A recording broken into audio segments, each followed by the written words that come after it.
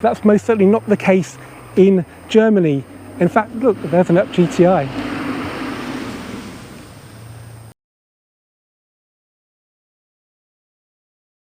Hello and welcome back to the Volks Wizard channel. Now it's been about 5 weeks since I visited the Nurburgring in my Mark 7 Golf GTI Club Sport S, and when I posted on social media I was going to make a video about that trip, somebody suggested, thank you very much whoever you are, that I should make another video offering helpful advice to viewers who might be planning their own trip to this motoring mecca. So in today's video I'm going to give you my 11 top tips for a safe, enjoyable and exciting trip to the Nurburgring, starting with number 11. My first tip when you visit the Nurburgring is to also do a bit of cycling. When I first visited in 2006, I was desperate to come back and follow the circuit via the network of well-surfaced trails that shadow it for most of its 13 miles. And 17 years later, on my last trip, I finally did that and was not disappointed. We only did a stretch from Nurburg village down to Adenau, but that was more than enough because it was quite a hot day and it's quite a long climb back. When you're in Adenau, there's a good cafe on the main drag called Schillinger where you can sit outside and car spot. That guy came by earlier, same guy again.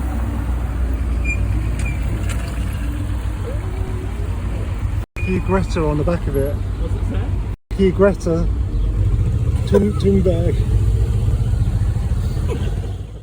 Now it's that time in the video where I like to remind you guys how you can support the channel. The easiest way to do that is simply to subscribe. If you have already, then big thanks. Every single subscription still means an awful lot. If you haven't though, then please do so. We're still getting a lot of views from non-subscribers and that's not very good for the long-term viability of the channel. So if you like what you see, then please subscribe. I'm sure you know how to do that by now. The other way to support the channel is to simply sell me your very nice, full history, unmodified performance Volkswagen Group vehicle from the last 5 years. We're pretty open-minded on what we're buying at the moment, as long as it's a nice car with history and not been modified. So if you've got a car that matches that criteria, then do get in touch. The easiest way to do that is by email to andrew@volkswizard.co.uk. I'm buying for a very reputable dealer who, because they've got a great reputation, can sell cars for good money, and that means we can pay good money. We can easily beat WeBuyAnyCar.com, and I'm sure we can beat a lot of non-specialist dealers for your nice car. Tip number 10 is to make sure you take some cash with you when you go to the Nurburgring. You get used to not carrying cash in the UK because pretty much everything can be paid for by card. That's most certainly not the case in Germany. In fact, look, there's an Up GTI. Anyway, most certainly not the case in Germany. In fact, when we went to the toilet in Belgium on the way there, we found we had to have some cash, which was a little bit awkward, and that's true on German motorways as well. When we were at the Nürburgring, paying for parking at the Grand Prix circuits, we had to pay cash. And also, most surprisingly, when we were at a big restaurant on the main drag in Adenau, they also asked us to pay cash. We were very lucky because there was a cash point down the road, but trust me, that they are quite rare as well. So make sure you take a bit of cash with you when you visit the Nürburgring. Okay, at tip number 9, we have fuel. It's a bit of a myth that fuel is cheaper in Europe. We're in Luxembourg right now where it's got the cheapest fuel in Europe, and yeah, diesel's quite a lot cheaper, but actual petrol, it's pretty similar to what you pay at a Tesco service station for Momentum, which is the equivalent of that. That's about £1.50. Elsewhere in Europe, it's actually probably more than in the UK, and if you're on a motorway, you're going to pay a lot more in the UK. So my tip now is to refuel before you leave the UK. If you're getting Eurotunnel, just off the M20 near Ashford, on the actually A20 is a Tesco superstore, and it's got snacks in there as well. The petrol's relatively cheap. You can get Momentum, which is great fuel, and you just literally come off the M20, go in, and you can carry on down the A20 and get on the M20 at another roundabout, which adds no time at all. It's actually quicker than going to services if you get fuel there. And then you're set for your journey all the way to the Nürburgring, which in most cars you can do on one tank of fuel. Now, cars break down, it's just what happens, but where and when they break down has a massive impact on how much it will cost you and how much hassle it will be. To break down on a European motorway without breakdown cover will be one of the most expensive breakdowns you can have.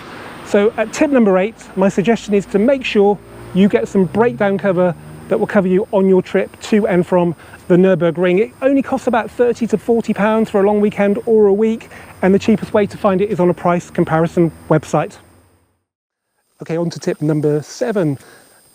European road trips have always been that little bit more expensive for us Brits, as we're not part of the Eurozone. If you pay with your debit or particularly your credit card, you'll get a very unfavourable exchange rate and be landed with transaction fees on top. A couple of years ago, a friend recommended to me the Revolut account. Its main appeal is that per rolling month, you get £1,000 worth of fee-free foreign exchange transactions. And there are other perks as well, even with the free account, which is the one that I've got. If you like the sound of that and want to support the channel, I can get a small commission from Revolut for each one of you guys that signs up for an account. It can be free if you just want the basic account. So if that sounds good, then just drop me an email with your email address and I'll pass that on to Revolut, and the rest of it should be very, very straightforward. Another top tip when you go to the Nurburgring is to call in at Spa-Francorchamps circuit on your way home. It's literally on the route back to Calais, just south of Liège.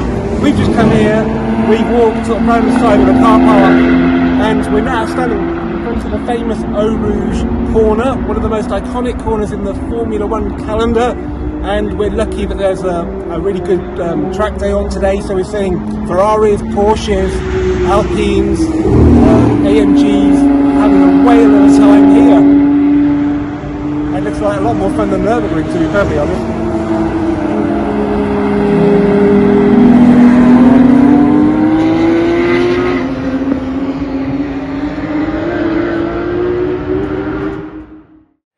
Now, of course, if you're visiting the Nurburgring, you should do at least one lap of the Nordschleife, but it can be almost as much fun and a lot safer watching the experts do the hard work. So my tip number 5 is for you to attend one of the rounds of the Nurburgring Endurance Series. And the best bet is spectating on the Nordschleife is completely free of charge at most of the events.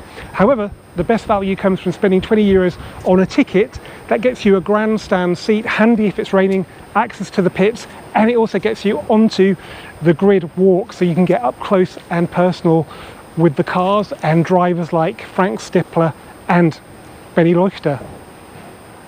Now, whilst it might be tempting to simply follow your sat-nav between Calais and Nurburgring, most sat-navs will route you via the Brussels Ring Road, which is much like the M25, only worse.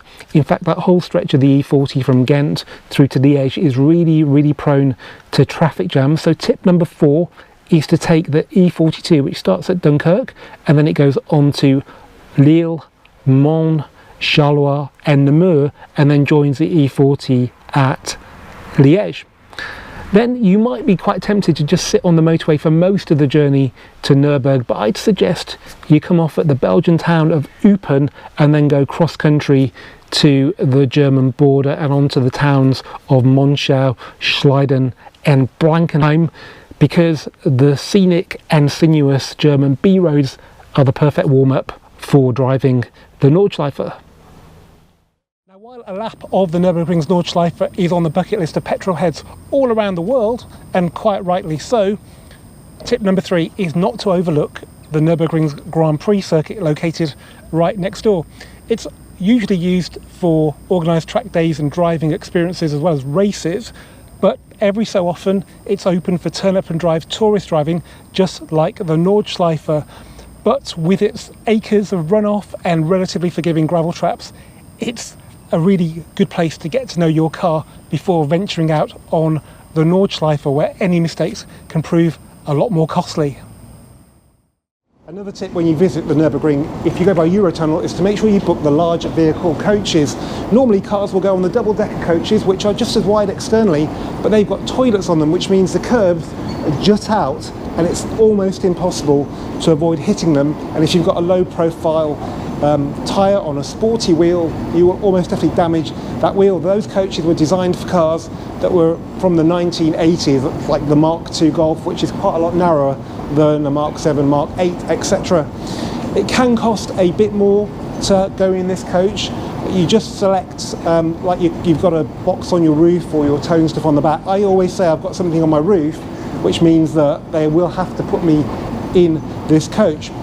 and there's no issue. You're paying a bit more. They kind of manage how much they charge you for this based upon demand. So if it's really popular, these double-decker coaches, they'll charge you maybe a £5 or more each way. Could be a bit more, but it's money well spent, because one wheel refurbishment is going to be like £50 to £100 depending on the wheel, and you may need 4 wheel refurbishment, just like a Lamborghini did when it went in the narrower deck. It got to the end of the train and each wheel had a little pigtail of aluminium where it had been peeled off by those curbs. The other benefit to booking a big and high ticket is that instead of parking in the car park, which is usually a bit of a bun fight, and it's often windy here, so doors get smacked into car, nice Audi from Czechoslovakia and Ferrari, you can park in the big and tall car park where it's usually a little bit quieter, the curbs aren't as vicious, and there's a lot more space, which makes the inevitable delay, once again with Eurotunnel, it makes it a little less frustrating, as you can see by my car over here.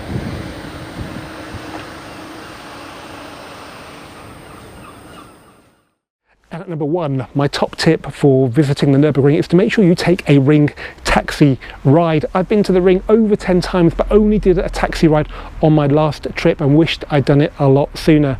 Initially, BMW were the only company to offer a ring taxi service, and you used to have to book it well in advance. The good news is there are now a lot more companies doing it, and it's not impossible to book it on the day. We went for Hyundai's ring taxi service because we felt we'd learn a bit more about our Golf GTIs on the Nordschleife, being in an i30N, which is a very similar front wheel drive hatchback. €140 for 2 passengers might sound quite expensive for a humble Hyundai ride, but the drivers who usually race for Hyundai know how to get the max out of the i30N, including loads and loads of lift-off oversteer at every opportunity. So trust me, you will not be disappointed. If you haven't seen the video on that ring taxi ride, then there's a link in the description of this video below. As ever guys, thanks for watching this Volkswagen video. If you do go to the Nurburgring, then have a very, very safe trip, and keep subscribing, keep commenting, and I'll see you for the next one very soon.